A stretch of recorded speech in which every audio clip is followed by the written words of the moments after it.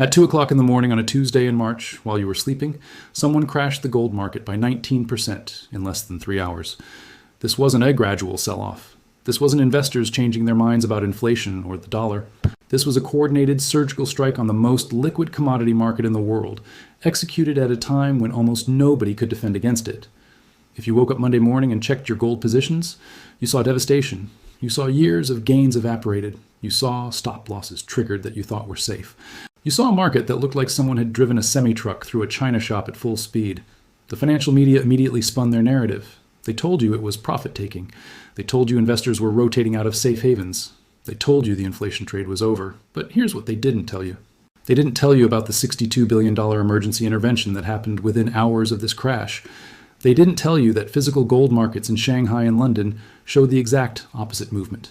They didn't tell you that retail investors were net buyers during this entire event, while institutional algo systems were doing all the selling. What you witnessed wasn't a market, it was a crime scene.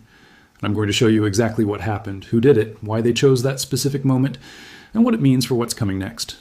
The crash began at exactly 2:13 a.m. Eastern Time on Sunday, March 9th. Think about that timing for a moment.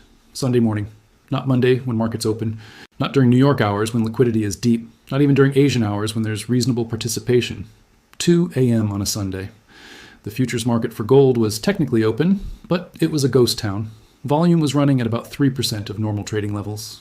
The bid-ask spreads were wider than the Grand Canyon. Every serious trader was either asleep or enjoying their weekend. The market makers who normally provide liquidity had skeleton crews running automated systems. This is when they struck. Within 15 minutes, someone dumped futures contracts representing over 400 metric tons of gold onto this empty market. To put that in perspective, that's more gold than most central banks hold in their entire reserves. That's more than the entire annual production of several major gold-producing countries. And they dumped it all at once into a market with almost no buyers. The price didn't fall, it collapsed. From $2,600 per ounce to $2,100 in less than 3 hours. Every algo system watching the market saw the same thing.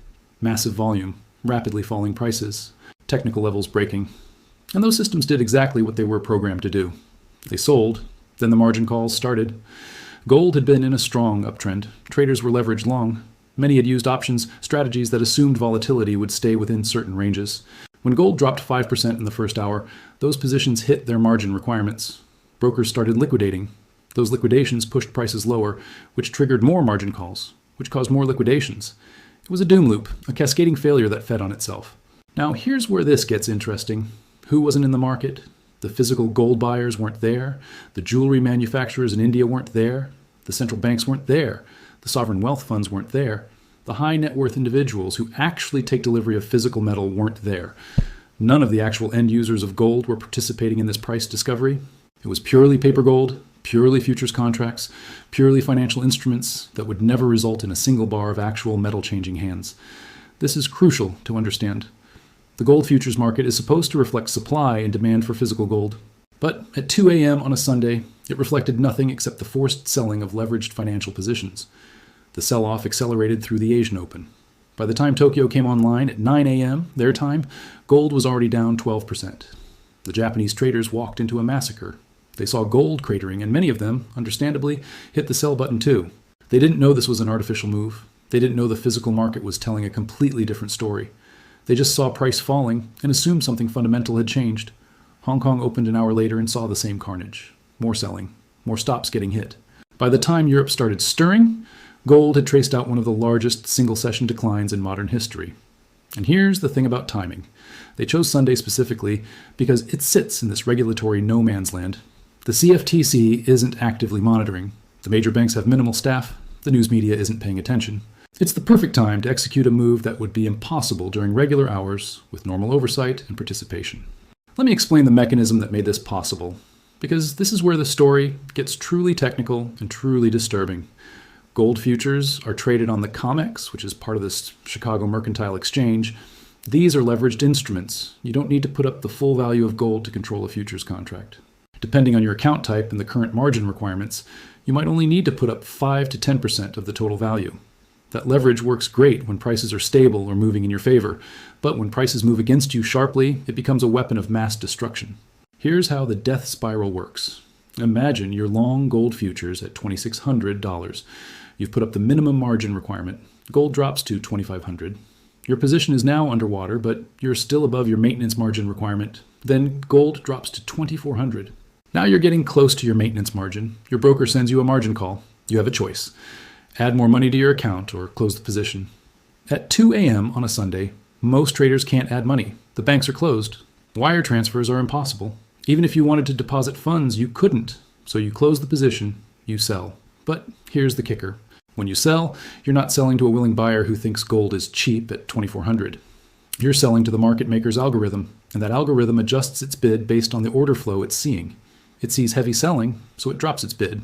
Your sell order pushes the price to 23.50, which triggers margin calls on other accounts, which generates more selling, which pushes prices lower still. This is called a cascade liquidation, and it's one of the most destructive forces in modern markets. But there's another layer to this that's even more insidious, something called gamma exposure. Options, market makers who sell call options, need to hedge their positions by buying the underlying futures. As the price of gold rises, they need to buy more futures to stay hedged. This creates a reinforcing loop where rising prices force buying, which causes more rising prices. It's called a gamma squeeze, and it's part of what drove gold up to 2,600 in the first place. But gamma works both ways. When prices start falling, those same market makers need to sell futures to adjust their hedges. Falling prices force selling, which causes more falling prices. The market makers aren't taking a view on gold. They're not making a bet. They're running hedging algorithms that mechanically respond to price movements. At 2 a.m. on a Sunday with minimal liquidity, these gamma hedging flows become massively amplified. A small price move generates disproportionate hedging activity, which generates more price movement, which generates more hedging activity. It's a feedback loop, and once it starts, it's almost impossible to stop. The whole thing becomes a self-fulfilling prophecy. Someone knew this, someone understood the exact mechanics of how futures liquidations and gamma hedging would interact in a low liquidity environment. Someone did the math and realized that if you hit the market hard enough at exactly the right time, you could trigger a chain reaction that would do 10 times the damage of your initial selling. This wasn't random, this was engineered. Within 6 hours of the crash, something remarkable happened that the mainstream media barely mentioned. The Federal Reserve, through its primary dealers, injected $62 billion of liquidity into the gold and treasury markets. $62 billion. That's not a normal operation. That's not routine market making. That's an emergency intervention to prevent a systemic crisis. Let me tell you why they had to do this. When gold futures crashed, it didn't just affect gold traders. It affected every portfolio that used gold as collateral. It affected every hedge fund that had gold as part of their risk management strategy. It affected every bank that had written gold-linked derivatives. The value of collateral across the financial system suddenly dropped by hundreds of billions of dollars. Margin calls went out not just in gold, but across every asset class. Traders who were perfectly fine at 8 p.m. Saturday suddenly had collateral deficits by Monday morning. They needed to raise cash immediately. How do you raise cash immediately? You sell liquid assets. You sell treasury bonds. You sell stocks. You sell anything that has a bid. The Fed saw this coming. They saw the gold crash and immediately understood what would happen when global markets opened Monday morning. They saw the cascade spreading beyond commodities into the core funding markets of the financial system. So they acted. They opened the spigots. They provided liquidity through repo operations, through primary dealer credit facilities, through every emergency mechanism they have. $62 billion in a matter of hours. The official statement from the Fed was carefully worded. They talked about maintaining orderly market conditions. They talked about ensuring adequate liquidity. They didn't mention gold. They didn't mention the Sunday crash. They didn't acknowledge that they were bailing out a system that had been deliberately crashed by someone. But the numbers tell the story. Repo operations that normally run at $5 to $10 billion suddenly jumped to $70 billion. The Fed's balance sheet, which had been shrinking through quantitative tightening, suddenly expanded again. Treasury yields, which should have spiked during a flight to safety, were artificially suppressed by Fed buying. This was a bailout, not a bailout of retail investors who lost money on their gold positions. Those people got wiped out and nobody cared. This was a bailout of the institutional plumbing that holds the financial system together. This was preventing the gold crash from becoming a broader crisis. The Fed was essentially saying, we cannot allow a single commodity market to take down the entire financial system. So we're going to paper over this problem with enough money to make it go away. And it worked. By Tuesday, gold had partially recovered. The immediate crisis was contained. But the recovery in futures prices only tells half the story. And the other half is where this gets really interesting. While paper gold was crashing in the futures market, something completely different was happening in the physical gold market. The Shanghai Gold Exchange, which is where actual physical gold bars change hands in China, barely moved. When COMEX gold was down 15%, Shanghai gold was down 3%. When COMEX hit its lows around $2,100, Shanghai was trading at $2,450. That's a $250 premium for physical metal over paper contracts. Think about what that means. In a normal functioning market, arbitrage traders would immediately buy the cheap COMEX futures and sell the expensive Shanghai physical, pocketing the difference. That arbitrage should close the gap within minutes, maybe hours at most. But the gap persisted for days. Why? Because you can't arbitrage paper and physical when nobody will sell you the physical. The Shanghai Premium was telling you that actual gold, the kind you can hold in your hand, was in tremendous demand at those lower prices. Chinese buyers were backing up trucks. Middle Eastern sovereign wealth funds were calling their bullion dealers. Indian jewelry manufacturers were trying to lock in supply.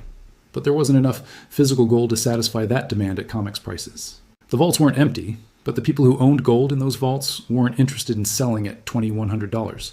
They knew what the paper market was doing. They knew it was artificial. So they held. Meanwhile, the futures market kept showing distressed selling because that's where the leverage was. That's where the forced liquidations were happening. The data on vault withdrawals is stunning. In the week following the crash, registered gold inventory at COMEX vaults dropped by 43 metric tons. That's gold being taken out of the system, moving from the vaults into private hands or offshore. Eligible gold inventory, which is gold stored at COMEX but not available for delivery, jumped by 67 tons. That's owners specifically designating their gold as not for sale. The London Bullion Market Association reported similar patterns. Their vault data showed net outflows of over 100 tons in March. This gold wasn't being sold, it was being locked away. The physical market was screaming buy while the paper market was screaming sell.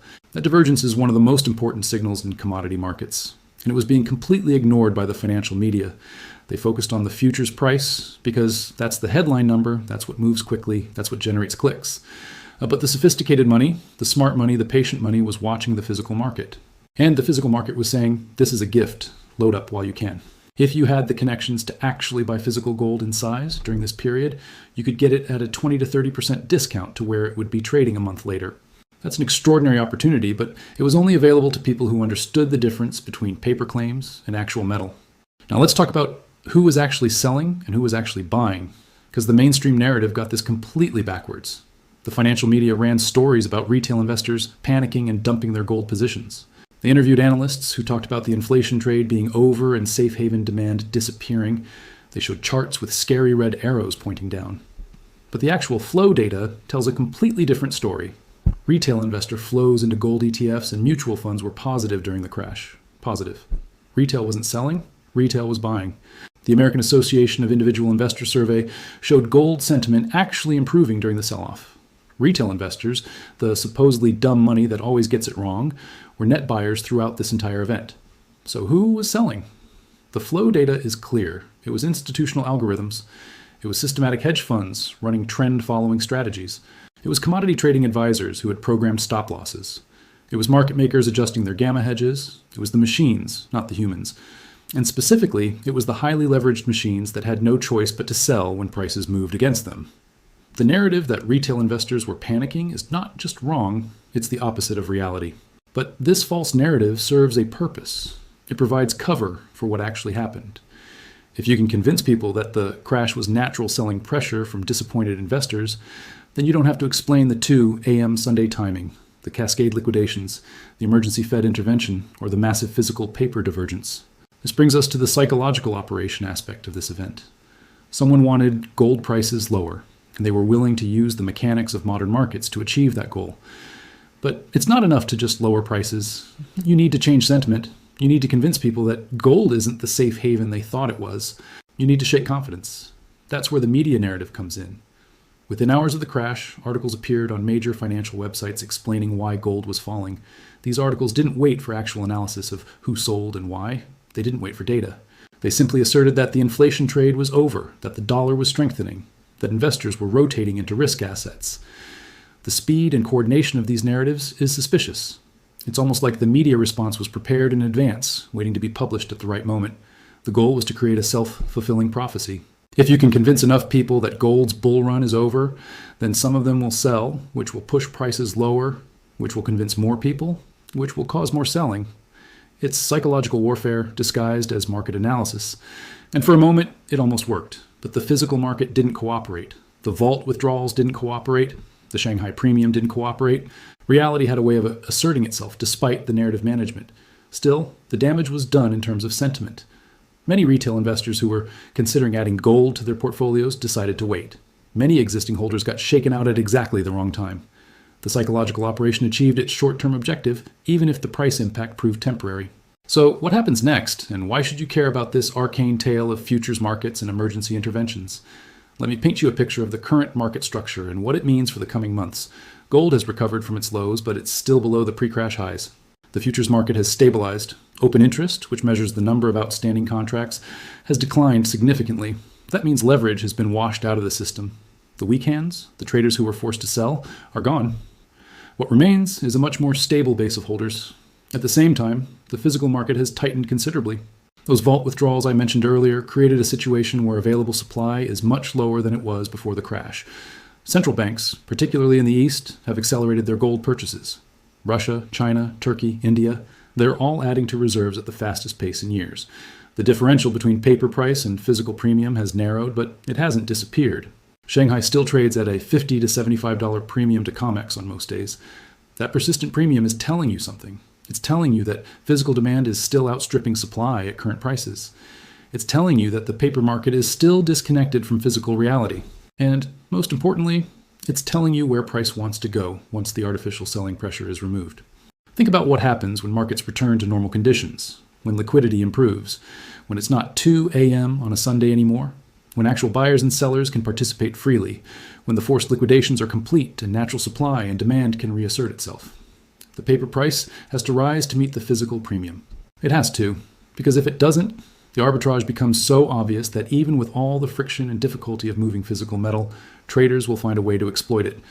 We're already seeing signs of this adjustment. Gold has rallied back to 2,500 from the lows around 2,100.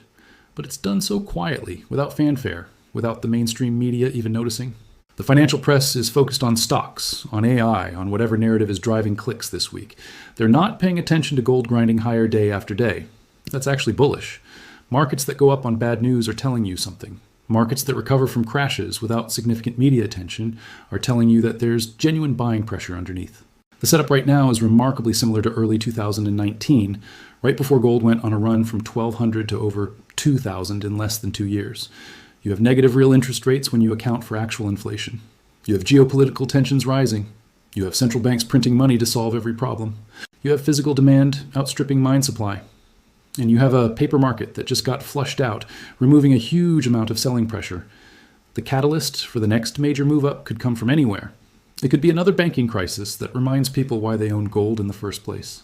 It could be inflation data that finally breaks through the Fed's narrative of transitory price increases. It could be a geopolitical event that drives safe haven demand. It could simply be the recognition that the physical market is tight and the paper market has been too pessimistic. But here's what I'm watching most closely. I'm watching the COMEX vault data. If we see another round of major withdrawals, if we see registered inventory dropping below a critical threshold, that could trigger a short squeeze in the futures market. Remember, for every futures contract, there's supposed to be gold available for delivery if the contract holder demands it. If that gold isn't there, if it's been withdrawn or locked away, then shorts could face a situation where they literally cannot deliver metal to satisfy their contracts. That's when paper markets break. That's when prices disconnect completely from the suppression mechanisms. That's when gold doesn't go up 10% or 20%. That's when it gaps up 50% overnight because there's no price where sellers can be found. We saw a preview of this in the nickel market a couple years ago when a massive short squeeze forced the London Metal Exchange to actually cancel trades. The same dynamics exist in gold, but with much larger numbers and much bigger systemic implications. The 2 a.m. Sunday crash was not the end of gold's bull market. It was the shakeout before the next leg up. It was the moment where weak hands got flushed out and strong hands got to accumulate at generational prices.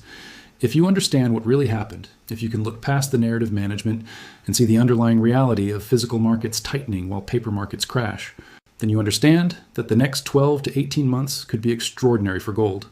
The $62 billion bailout wasn't deployed because gold was finished.